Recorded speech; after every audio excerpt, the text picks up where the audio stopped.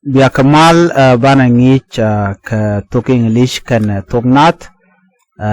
tin bana ngich ka jan gwasame bika la tin la shal ke professions kan occupation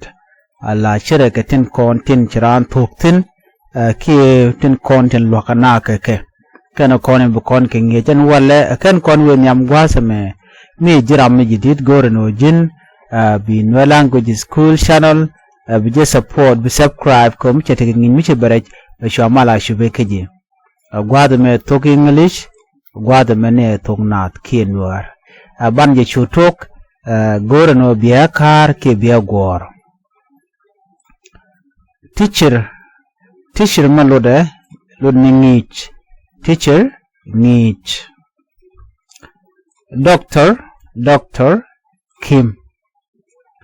doctor Kim engineer lodani kur shet karamdan la dit man la dula kalet ramda la share la kalet chale engineer ano ki kur ram mo mingach la dor la jale de go chale kur ki chale engineer lawyer lodani gwangone advocate lodna gwangone attorney lodna gwangone neden kontin yito ko ngot kenetin konen gakana chalke lawyer te chale defense lawyer kenede chali prosecutor la defense lawyer keneden kontin ganga chongran prosecutor keneden kontin la do ram mo te dur sejalat de jedel yen ke dur dan shalat judge melode judge lo look ramdan la look chale judge Luke soldier lorene ditch soldier lorene ditch de ngay kon diale malo deja ditch la da kelu o ba wit bajagang malo deja ditch lorene soldier misha we soldier lorene ditch gwada me bana we wonyam police malo da lorene police tangon dong de chole no chale police dunna police ana to arabic la ken pila kana nang labi ka kon jen police de control nana de control police ana ta dan de kon nang ja police to kon ke postman jag wargan ramdan la wargan la ka jeka ke la kam ga wargan ba ko jak chale postman jak wargane to kon ke driver jena driver torbiel chale driver a gear misha pilot a gear yal ka kuja mo tiken ka de driver a gear torbiel mechanic malore lodne led yene ne ko la yin la kalet chine ko la yin la kan la kan ka dop nere kontin la kwakto ngwa la kan kalet shal ka ke mechanic ledi ne chine de kon la tong la kan kalet chine kontin la malgane la kan kalet shal ke mechanic no wana kamada dien gwasme te kon ka mishali electrician malo de jena alert karapa ka let karaba ka shwale electrician miji kon gu ikone electrician ganetin konti la karaba la kalet shwal ka electrician carpenter malode let jen ki de kon cholo no gadien shwale carpenter gwad me malode lo de kon gu ne de konti la bam la kalat ke kajen ne de konti la langrem ne ki dang la kalat ke kajen anor ke en ramu momela let ke jen chang ne kon la kwai ken luch ne toy chala ke carpenter a gadien ne kon la jen la kan kaget to kon mishal plumber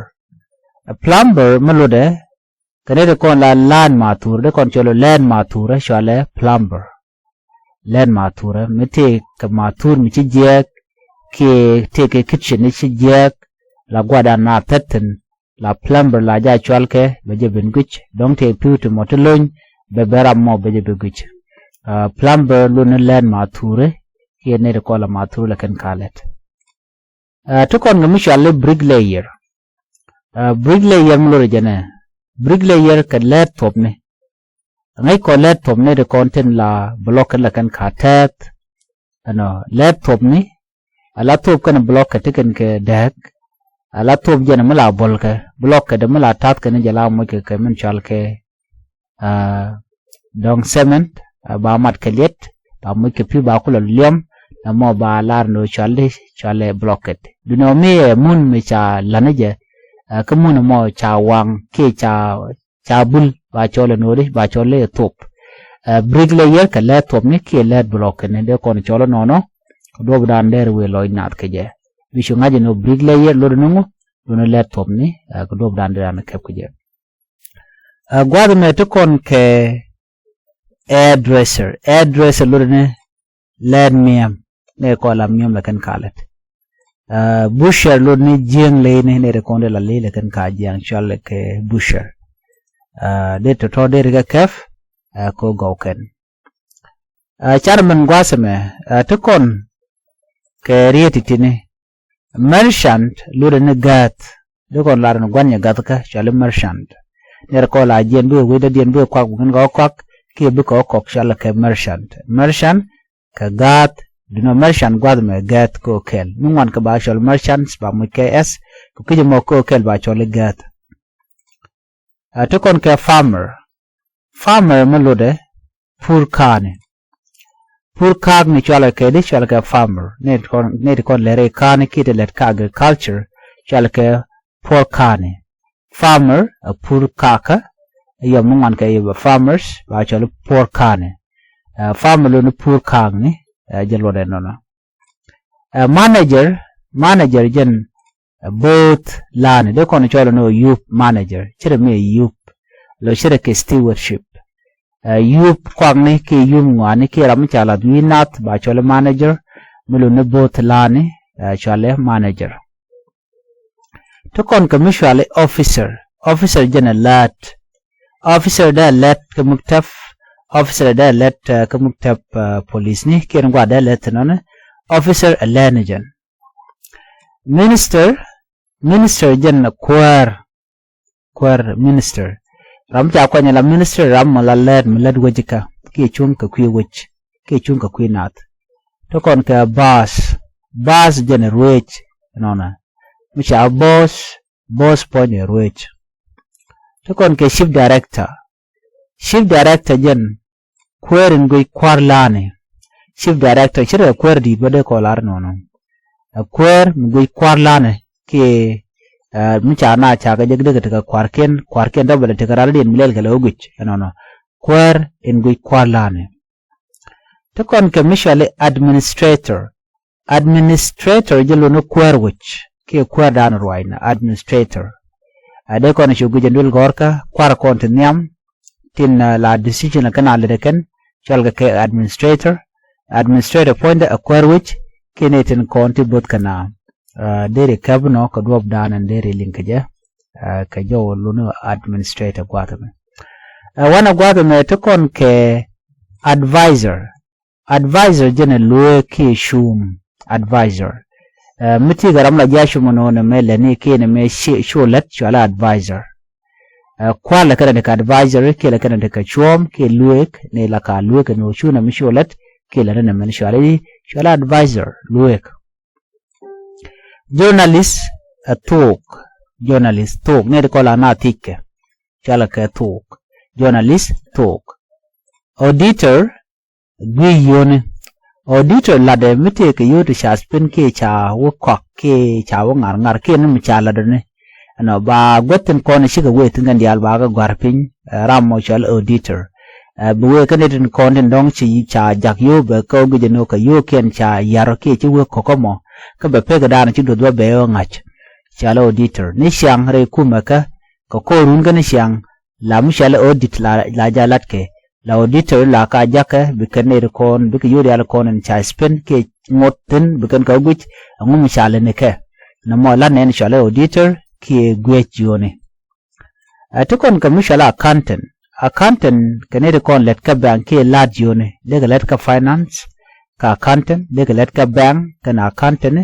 ka kuje mo de kon chola lad yone ki accountant to kon mi chola assistant jana luak do mitiram la jalwak assistant chang dong de bula ni je be malwe kenyam namla le de ka muktab ne mu kwar di teten kwar di bete ka muktab de bu kwar tot kwar chola assistant betara yo mitiram ci bin ba kon jeng ni ba ti jeno ci kwaro de yo bana ko le jogo no chawre ke kan wori ram mo chola assistant luak ni jen to kon ke secretary chire ka assistant ba baram me gor mala gor ngapin secretary chitka kwar ta mami te gwa ci weten gwa da danan rajatin ke mi je kana bi secretary de an secretary namo jaram dan buk ngwan bu gwar pinden ko na chalat shale secretary gor to kon ke typist jena gor war gane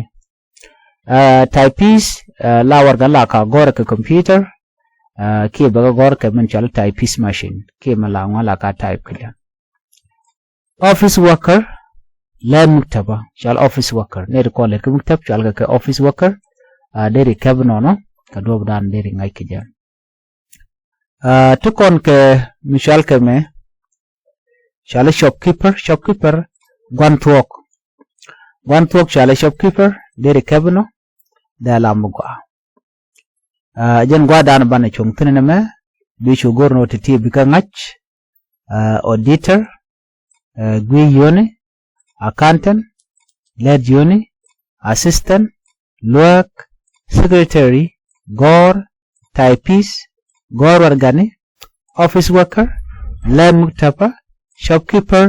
gwantuok an ban je kan ida den biya tamal